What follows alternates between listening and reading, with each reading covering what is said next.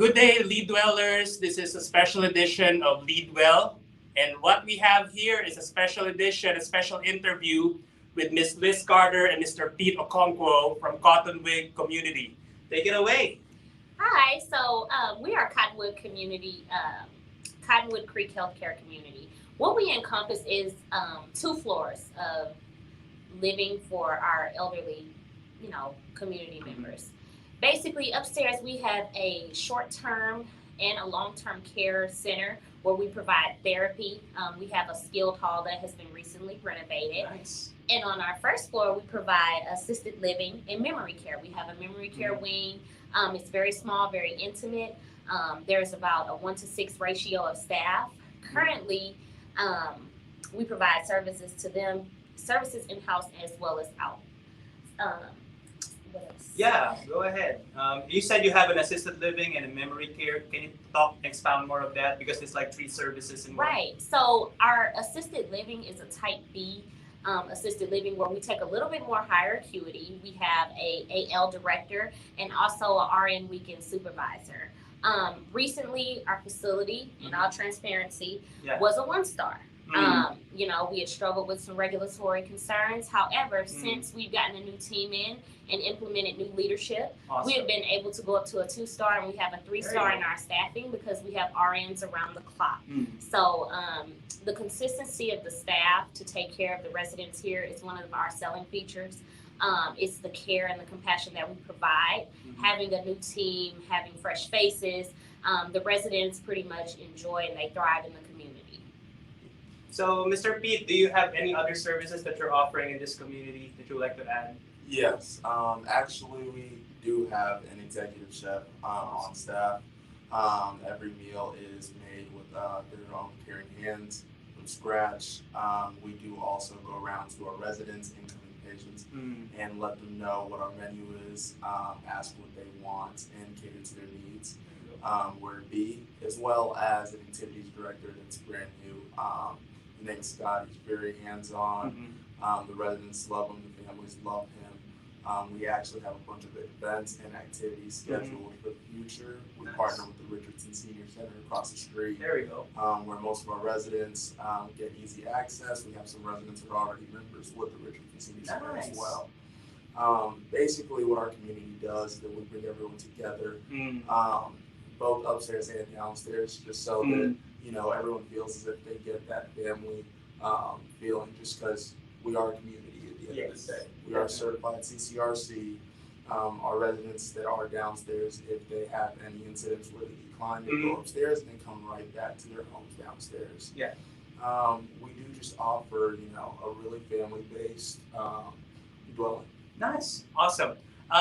Just to share you upon entering here, what I said to Mr. Pete is, wow, you got a grand piano right here in the lobby, right? Isn't that chic? There we go. Most of our families that I encounter with they are actually a little confused between the difference for skilled nursing and assisted living. Can you expound on that, Ms. Liz? Yes, so skilled nursing is more so where our residents here would need a nurse 24 hours a day. So we provide that 24-hour nurse oversight. In AL, they're a lot more independent. So it's like being in your own personal apartment and the staff oversight. We do have staff. We do have an AL director that is a licensed nurse. So they can provide any additional oversight or get home health involved. We do allow home health services for our assisted living. And also if there's any wound care, we'll coordinate with the mobile wound care, and also our nurse on staff would see to those wounds, making sure that they're healed and taken care of as well. Awesome. So this is a very, go ahead. Sorry, one last thing. We're one of the only communities that actually offer a Star Plus waiver, and a lot of people aren't familiar with that. When I first started with this community several months ago, I wasn't. And what the Star Plus waiver is it's a Medicaid program where if you've already have Medicaid established, then families can apply for the Star Plus waiver, and that will pay for their stay in AL. Wow, that's amazing. So you need to hear about that more because I haven't heard about the Star Plus waiver or something. So good to know new things. So we want to add value to our viewers out there. By the way, are you hiring? Yes, we are hiring right now. We have CNA positions open. We Upstairs we do 12-hour shifts. Mhm. And downstairs they're on 8s. Right now we have a few nurse aide openings available Go on ahead. night shift. Yep, nice. And also a few during the day, and we're currently recruiting RNs for our day shift as well. Yes. Awesome. And if you want to reach out to Miss Liz, right there, that's their contact number and That's info. me. Yeah, there you go, Miss Liz. Okay, so we are talking about leadership right here. So I'll continue with you, Miss Liz. So what's your own definition about leadership?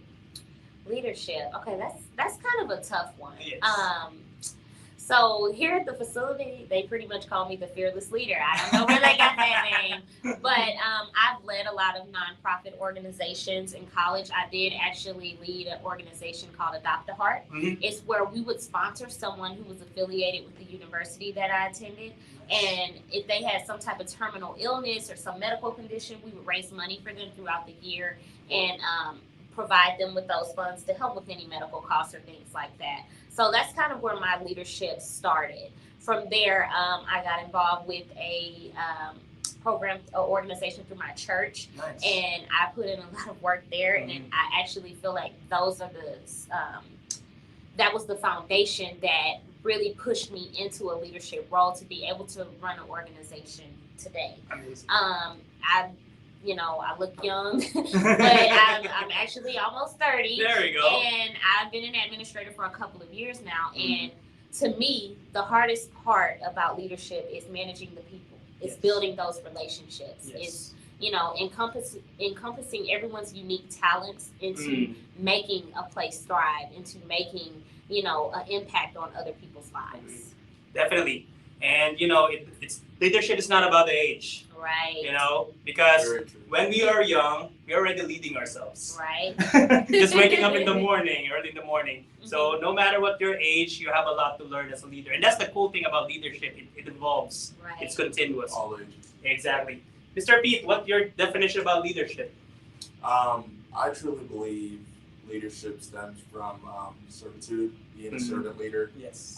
That's been one definition that has stuck with me since I've been young. I'm the oldest in my household, first to pursue a graduate degree and also a previous college athlete. Nice. So leadership has kind of encompassed my whole life as far as how I've moved, how I've approached everything, and just bouncing back off to the definition of servitude. To me, when you're a servant leader, you really don't have to do much as far as talking. People watch what you do. Yes. And a great example of that is in our facility, you go around and you see a lot of facilities, you don't see the administrator. Yes. They're normally locked up. In our facility, our administrator is always out and about. Nice. Always around, not afraid to get dirty, Yes. cleaning, motivating people, Yeah. going in and out of rooms. I see that as a servant leader. Mhm. So with me Yeah. being the administrator in training, Mm. I've always approached things as you'll see me do it before I ask you to do it. Yes. Right. Awesome. And I like what you said about servant leadership. You don't even need to talk. Just act it first and, let them be curious, what is he doing? I want to be like that or something, down the road. And it evolves, it expands your influence and impact. So since you've been, doing this leadership thing in this wonderful community, what's your advice, Miss Liz, to upcoming leaders and seasoned leaders out there? Well, it's pretty simple. I live my life based off of 3 simple principles, and it's called focus, discipline, and consistency. Nice. Because what I found is that if I'm focused, my mind won't wander or fixate on things. I won't major on the minor.